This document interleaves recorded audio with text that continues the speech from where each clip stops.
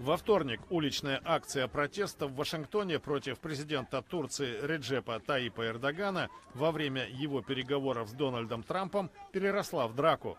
По меньшей мере 9 человек получили травмы. Видео инцидента снято «Голосом Америки».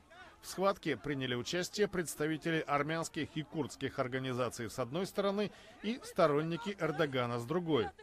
Потасовка происходила неподалеку от резиденции посла Турции. В числе дерущихся оказалась группа крепких мужчин в одинаковых темных костюмах. По предположениям некоторых американских, британских и турецких изданий, это могли быть сотрудники охраны Эрдогана. Беспорядки прекратила полиция. 2 человека задержаны. Один за злостное нападение, другой за нападение на полицейского. Пострадавшие доставлены в больницы. Правоохранительные органы проводят расследование.